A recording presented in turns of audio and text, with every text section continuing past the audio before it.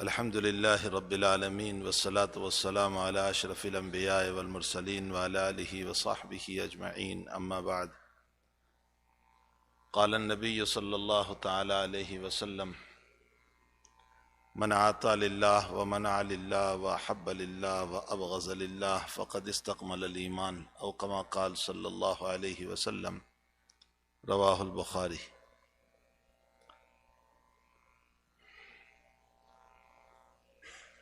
میرے بھائیو، دوستو، بزرگو، عزیزو، اصل میں حق تعالیٰ جل شانہ اور پیغمبر صلی اللہ علیہ وسلم کی چاہت یہ ہے کہ مومن کا ہر کام اللہ کے منشے کے مطابق ہو، اپنی چاہت کے مطابق نہ ہو۔ انسان کی دو طرح کی زندگی ہوتی ہے، ایک من چاہی زندگی، ایک رب چاہی زندگی۔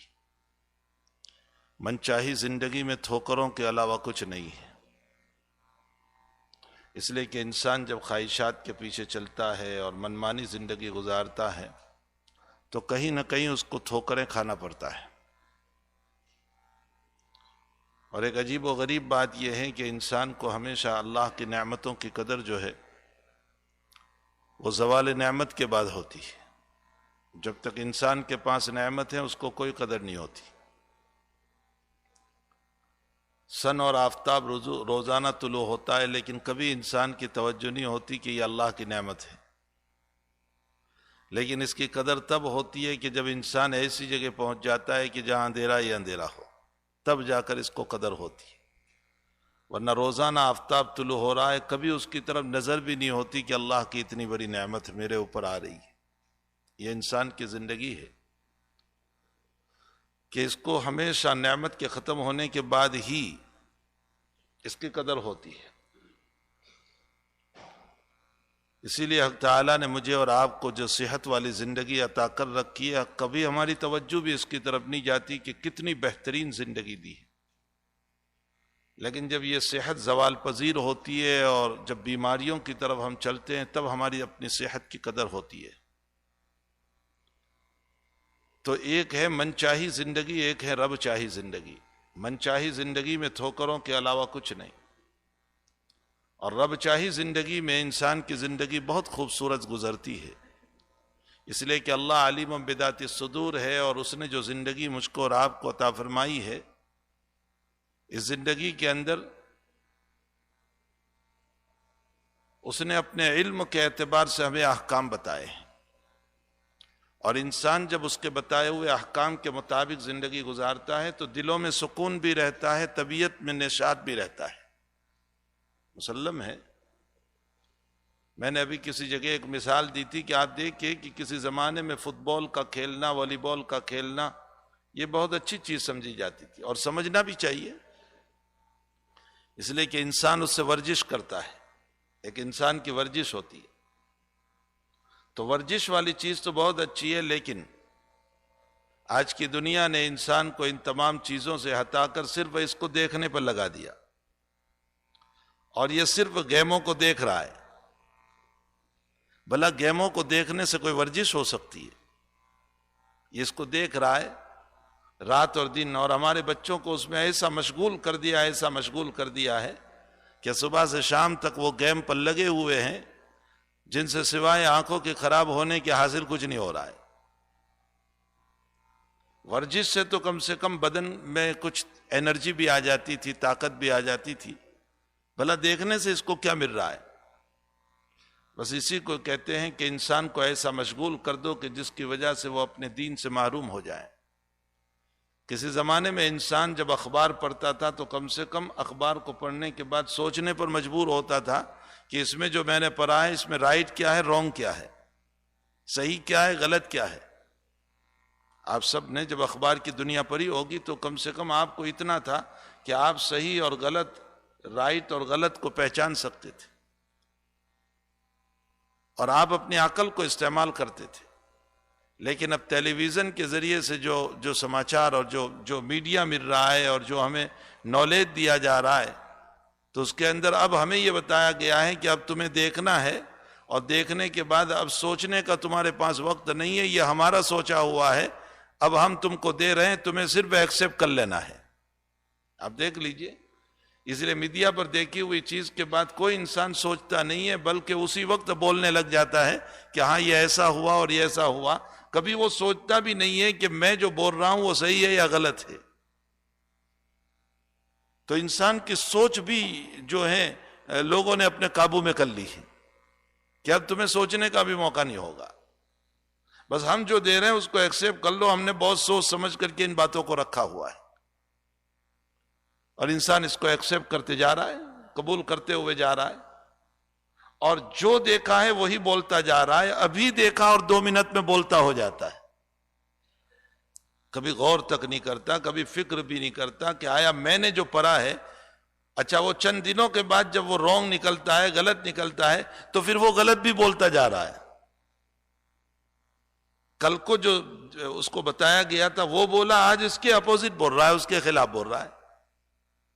تو انسان کی سوچ بھی لوگوں نے اپنے قابو میں کر لی ہے، اور انسان کے تصورات اور خیالات بھی سارے اپنے قابو میں کر لیے ہیں. اور قرآن اور شریعت یہ چاہ رہی ہے کہ انسان آزاد رہ کر کے زندگی گزارے. اور دنیا کی طاقتوں نے ہمیں ایسا غلام بنا لیا ہے، چاہے ہم چل رہے ہیں، پھر رہے ہیں، گھر میں کھا رہے ہیں، پی رہے ہیں، لیکن اپنے دماغی اعتبار سے ہم غلام بن چکے ہیں. ہماری سوچ کسی کی تابع ہو چکی ہے. اب ہماری سوچ نہیں رہی ہے. اسی لیے قرآن پر حملہ ہوتا ہے تو ہم قبول کر لیتے ہیں، حدیث پر حملہ ہوتا ہے تو ہم قبول کر لیتے ہیں، ذات اقدس پر حملہ ہوتا ہے تو ہم قبول کر لیتے ہیں، اسلام کے خلاف کوئی بات بولی جا رہی ہے تو ہم قبول کر لیتے ہیں، بلکہ اوپر سے بعض لوگ کہتے ہیں کہ ہاں ایسا ہوگا. اس کی وجہ یہ ہے کہ ظاہراً ہم چلتے پھرتے نظر آ رہے ہیں، ورنہ دماغی اعتبار سے ہم غلام بن چکے. شریعت مطہرہ یہ چاہتی ہے کہ نہیں، تم آزادانہ زندگی گزارو، تمہاری اپنی سوچ ہو. اسی لیے حضرت ربی رضی اللہ تعالیٰ عنہ، عامر ابن ربی رضی اللہ تعالیٰ عنہ جب ایران کے بادشاہ کے دربار میں پہنچے ہیں اور اس نے پوچھا کہ اسلام کیا ہے، تو حضرت عامر نے جو تقریر کی ہے اس میں فرمایا کہ ہم غلامی کے دور گزار رہے تھے، محمد الرسول اللہ نے ہمیں غلامی سے نکال کر آزادی دلائی. ہم پتھر کے غلام تھے، ہم بتوں کے غلام تھے، ہم اس کے تابع تھے، ہماری اپنی سوچ کچھ نہیں تھی. بس ہمیں جہاں پتھر ملا کہ ہم ان کو سجدہ کر لیا کرتے تھے. ہمیں ڈرایا گیا تھا کہ اگر تم یہ کرو گے تو یہ تمہارا معبود تمہیں ہلاک کر دے گا. ہمیں ڈرایا گیا تھا کہ یہ تمہارا بت تمہیں ہلاک کر دے گا. ہمیں ڈرایا گیا تھا کہ یہ تمہارا معبود تمہاری روزی چھین لے گا. تو ہم ایسے غلام بنے ہوئے تھے ان پتھروں کے سامنے. حضور پاک صلی اللہ علیہ وسلم نے آ کر ہمیں اس غلامی سے نکال کر آزادانہ زندگی دی اور یہ فرمایا کہ تم آزاد ہو، تم غلام نہیں ہو. اگر تم غلام ہو تو صرف ایک رب کے غلام ہو، ایک اللہ کے غلام ہو بس. اور اس اللہ نے تمہیں آزادی دی ہے. تو شریعت یہ چاہتی ہے کہ میرا ہر عمل جو ہے وہ من چاہی زندگی کے بجائے رب چاہی زندگی پر آ جائے، اللہ کی چاہت کے مطابق آ جائے، حق تعالیٰ جل شانہ کی چاہت کے مطابق ہو جائے. تو من چاہی زندگی سے نکل کر رب چاہی زندگی پر آ جائے. اسی مناسبت سے میں نے یہ بخاری شریف کی ایک روایت پڑھی.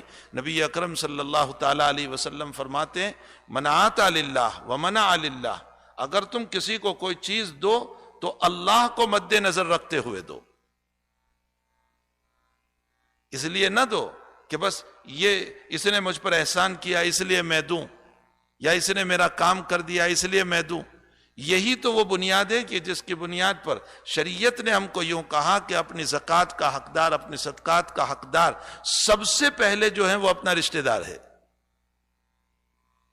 چاہے وہ اپنا بھائی ہو، اپنی بہن ہو، اپنا خالہ ہو، اپنا ماموں ہو، اپنی پھوپھی ہو، ان کی اولادیں ہو، یہ سب جو ہیں اگر غریب ہے، مستحق ہے تو یہ پہلے حقدار ہے، اب ان کو دو.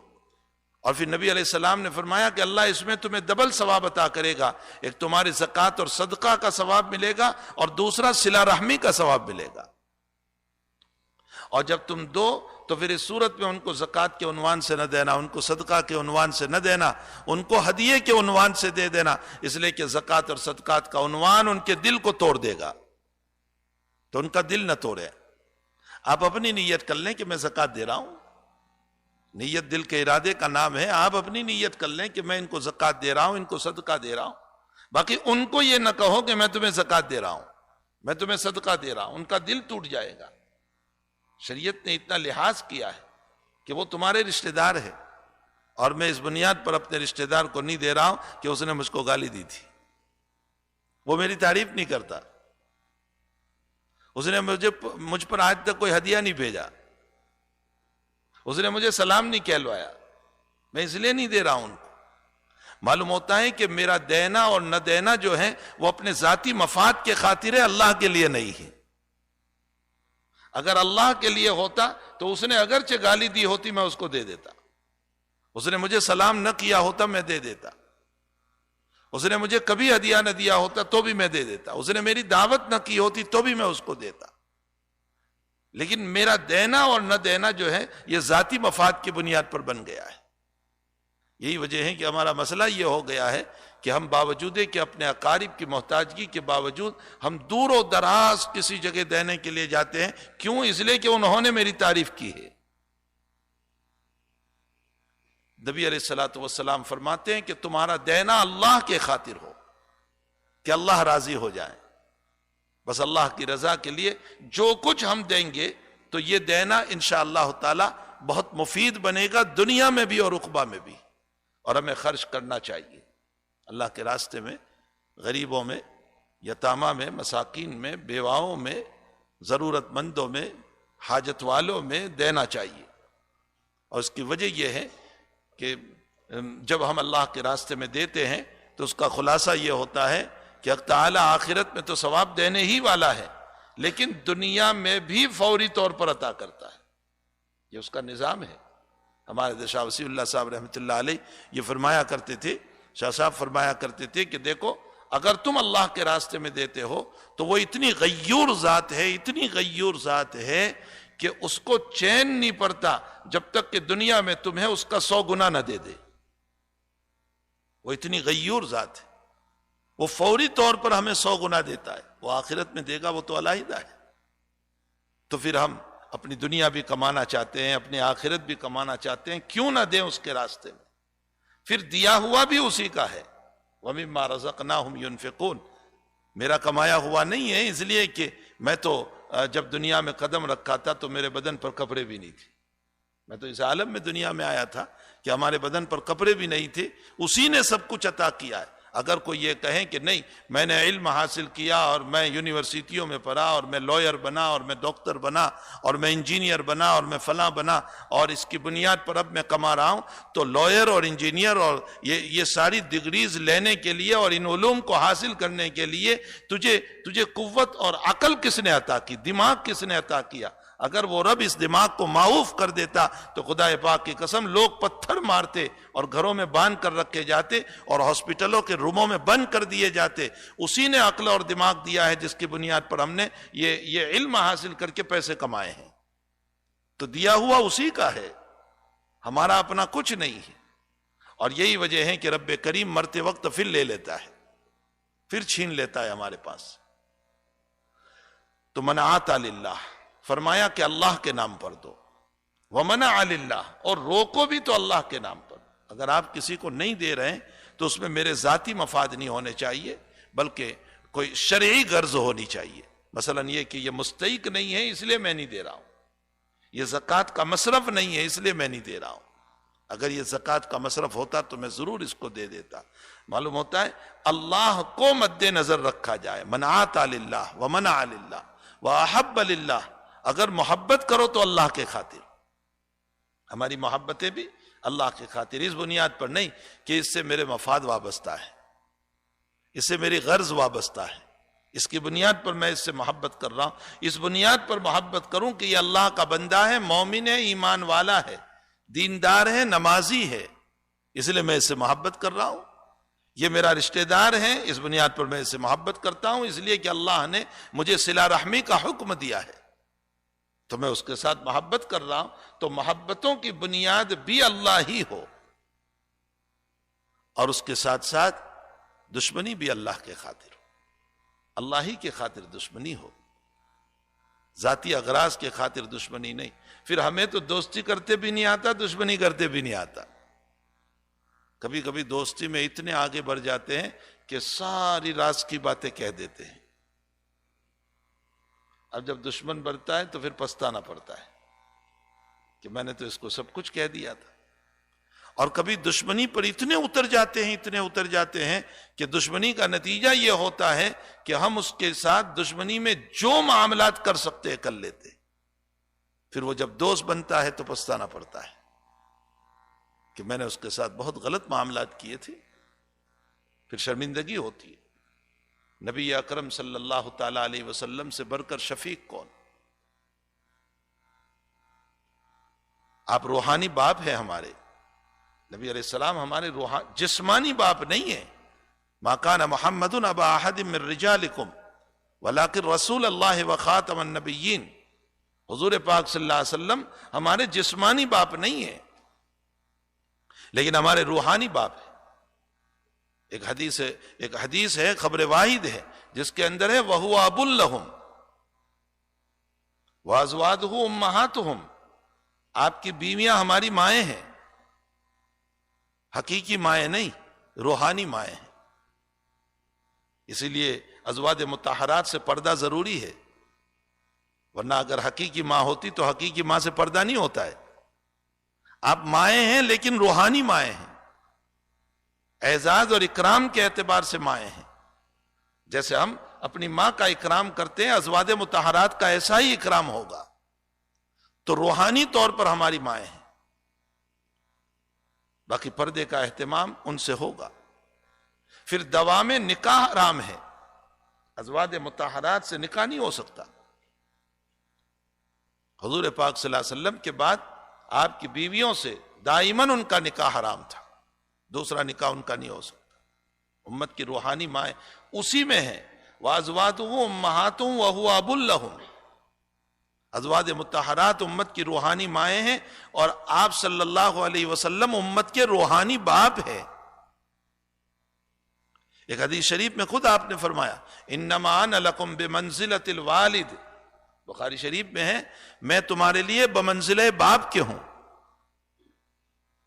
آپ نے صرف حرام حلال کے مسئلے نہیں بتائے، آپ نے صرف جائز ناجائز کے مسئلے نہیں بتائے، آپ نے صرف نماز روزے زکوٰۃ کے مسئلے نہیں بتائے، آپ نے واش روم میں بیٹھنے کا طریقہ بھی بتایا. یہ شفیق باپ بتایا کرتا ہے کہ تم کیسے بیٹھو گے. آپ نے فرمایا کھڑے ہو کر پانی نہ پیو، اور بڑا مشکیزہ لے کر، بڑا مٹکا لے کر، بڑی بوتل لے کر 10 لیٹر کی، اس کے ذریعے سے پانی نہ پیو. یہ حلال حرام کا مسئلہ نہیں ہے، اگر کسی نے پی لیا کوئی عرض نہیں. آپ کیوں منع فرما رہے ہیں؟ یہ بمنزلہ باپ کے رحمت اور شفقت کی بنیاد پر. کیوں؟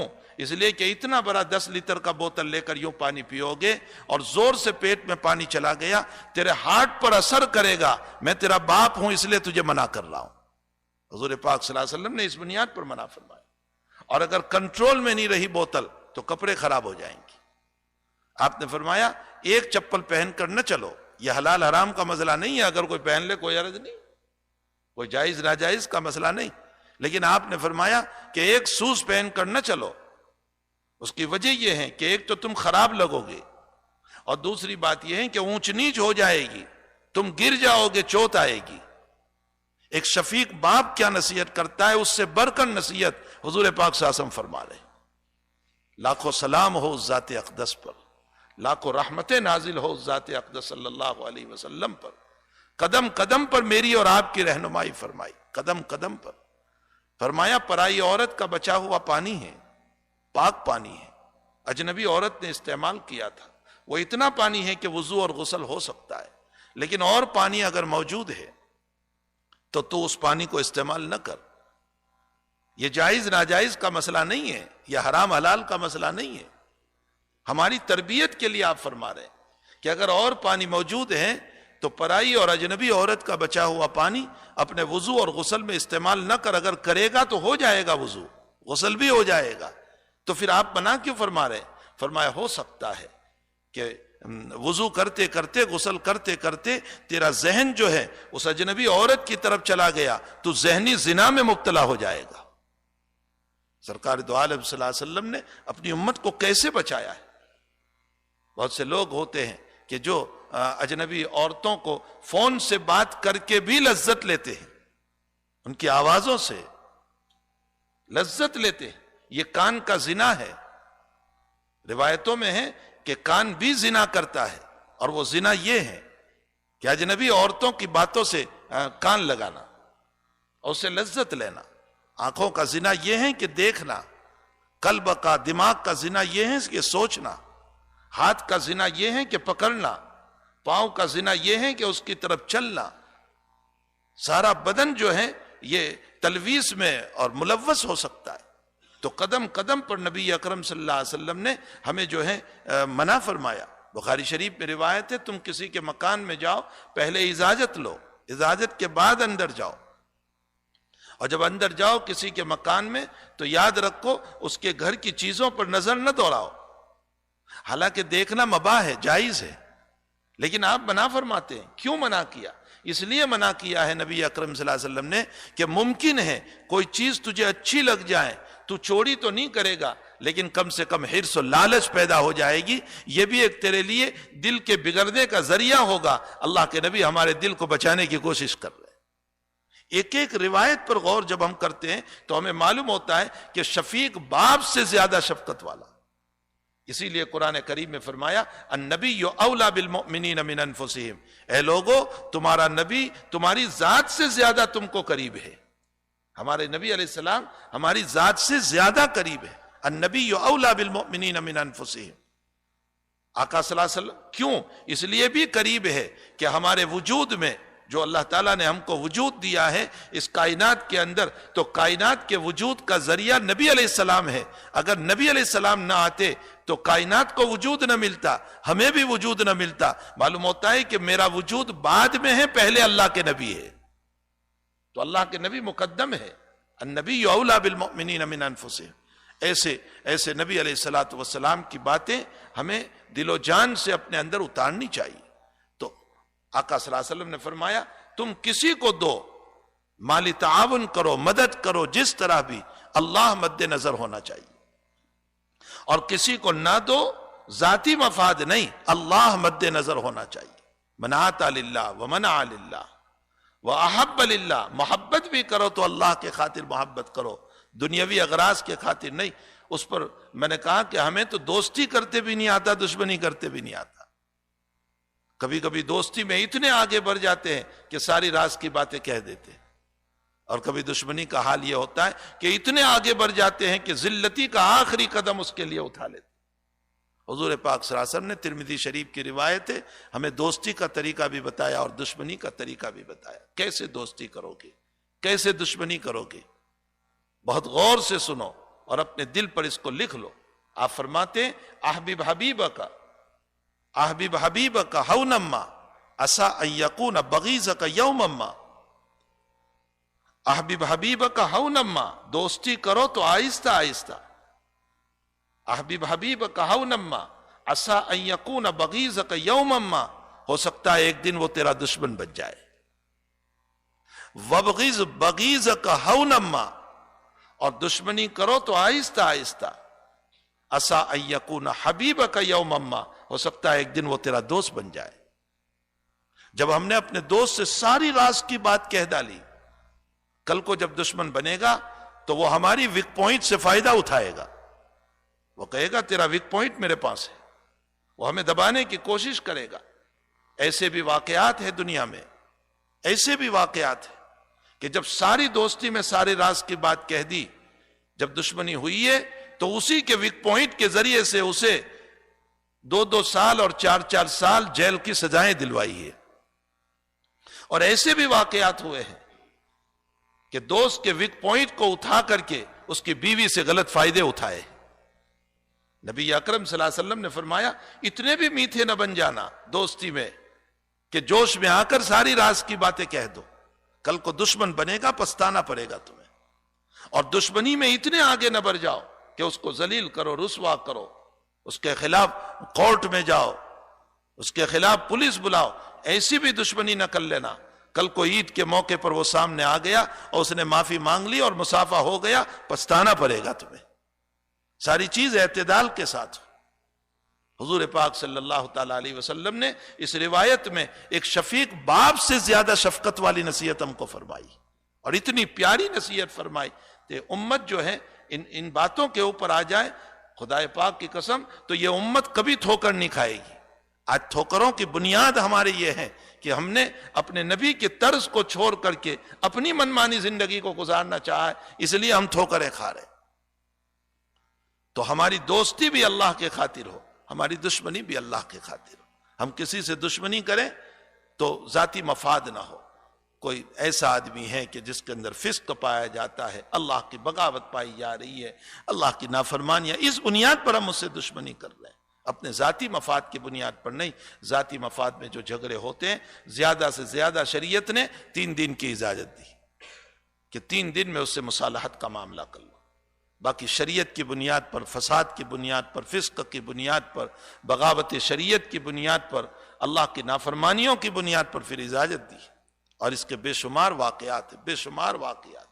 میں 1-2 واقعات کی طرف اشارہ کروں کہ حضرت علی رضی اللہ تعالیٰ عنہ جب دشمن رسول صلی اللہ علیہ وسلم اور حضور کو گالی دینے والے یہود کے اوپر جب بیٹھ گئے اور اس کو مارنے کے لیے تیار ہے اور قابو ہو چکا ہے، اور ایسے وقت میں یہودی نے حضرت علی پر تھوک دیا تو حضرت علی کھڑے ہو گئے. کسی نے کہا دشمن ہاتھ میں تھا اور آپ نے چھوڑ دیا، تو حضرت علی نے فرمایا پہلے میں اللہ کی محبت میں مارنے والا تھا، اب اس نے تھوکا ہے تو مجھے اس پر غصہ آ رہا ہے، اب ماروں گا تو ذاتی دشمنی ہو جائے گی. آپ نے چھوڑ دیا. بے شمار واقعات. حضرت عباس رضی اللہ تعالیٰ عنہ کا یہ ایک روایتی بحث ہے، بہت لمبی، لیکن میں اس روایتی بحث کو یہاں چھوڑ دیتا ہوں. حضرت عباس رضی اللہ تعالیٰ عنہ کے مکان کا پرنالہ، یعنی پانی نکلنے کا جو ہوتا ہے نا، وہ حضرت عباس کا پرنالہ جو ہے وہ مسجد نبوی کے اندر آ رہا تھا.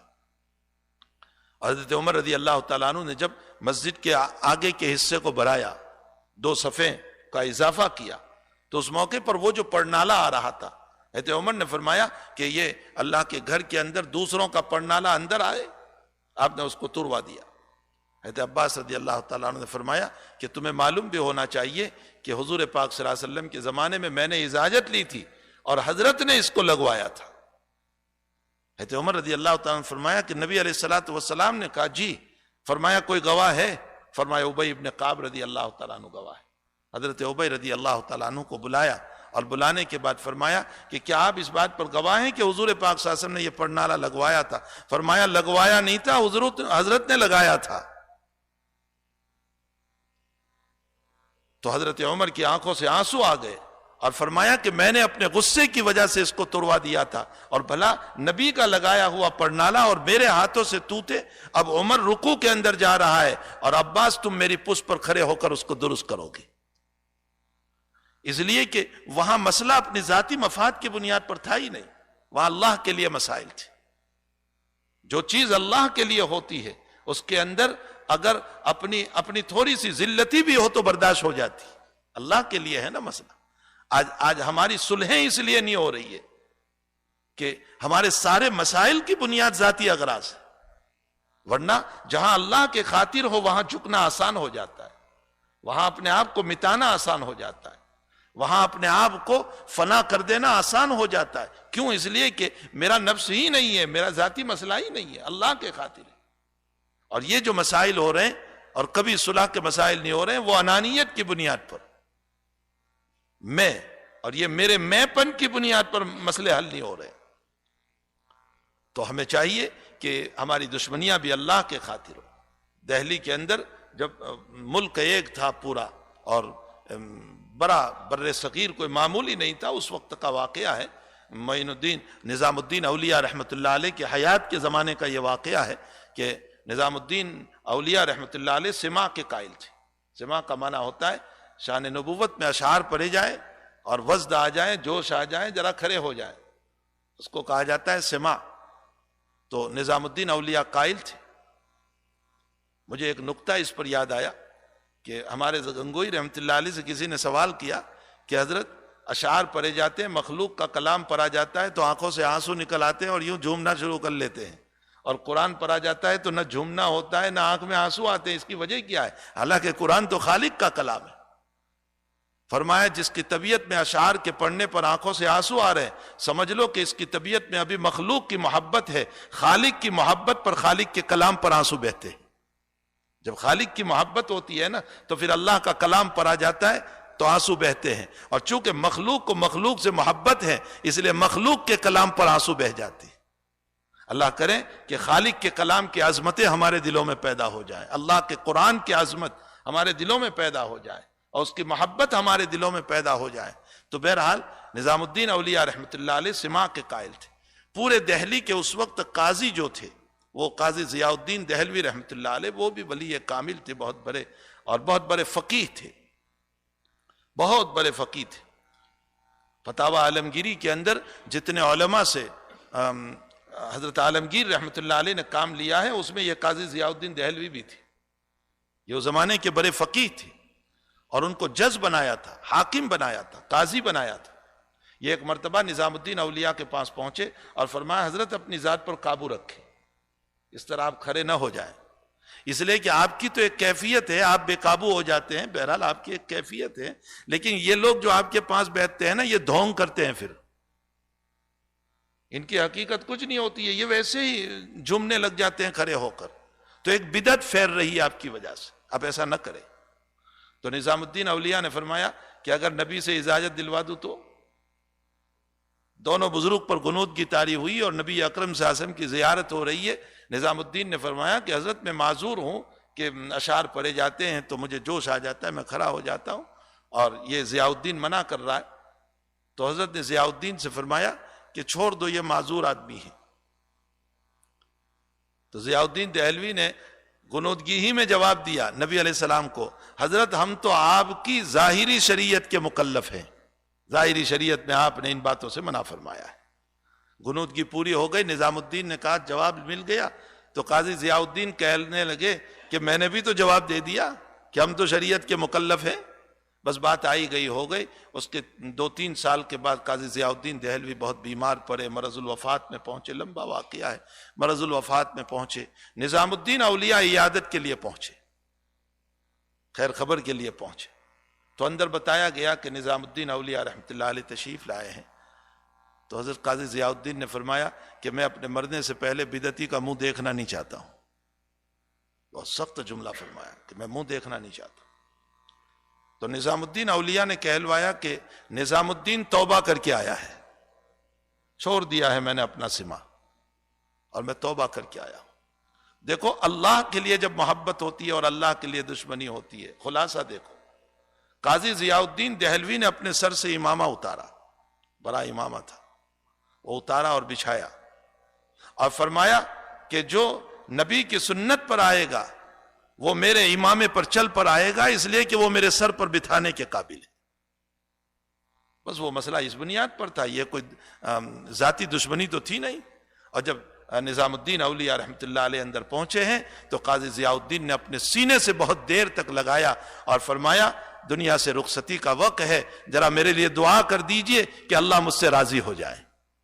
نظام الدین اولیاء سے دعا فرما رہے کہ آپ دعا کر دیجئے۔ جب دشمنی اللہ کے خاطر ہوتی ہے نا تو پھر دل وسیع ہوتا ہے، پھر معاف کرنے میں کوئی آر اور جھجک نہیں ہوا کرتی، پھر معافی مانگنے میں آر جھجک نہیں ہوا کرتی۔ اور جب ذاتی مفاد ہوا کرتے ہیں نا تو پھر زندگی بھر ہم اپنے دلوں میں حسد لے کر چلتے ہیں، بغض لے کر چلتے ہیں، نفرتیں لے کر چلتے ہیں، عداوتیں لے کر چلتے ہیں۔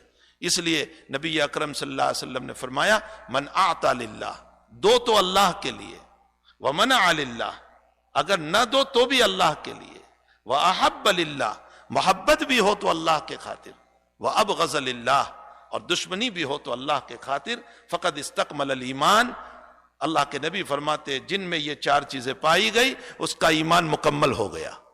یہ نبی علیہ السلام کی سرٹیفکیٹ ہے، اس کا ایمان مکمل ہو گیا۔ اللہ تعالی ہم تمام کو اپنا ایمان کامل بنانے کی توفیق عطا فرمائے، اور یہ جو مبارک سنتیں نبی علیہ السلام کی ہیں، اللہ تعالی ہم تمام کو ان سنت مبارکہ پر، سنت مقدسہ پر، حضور کی پاکیزہ زندگی پر اللہ ہم سب کو عمل کی توفیق عطا فرمائے۔ الحمدللہ رب العالمین والصلاة والسلام علی اشرف الانبیاء والمرسلین وعلى آلہ وصحبہ اجمعین۔ اللہم ربنا آتنا فی الدنیا حسنہ وفی الآخرۃ حسنہ وقنا عذاب النار۔ ربنا ظلمنا انفسنا وإن لم تغفر لنا وترحمنا لنکونن من الخاسرین۔ لا الہ الا اللہ الحکیم الکریم، سبحان اللہ رب العرش العظیم۔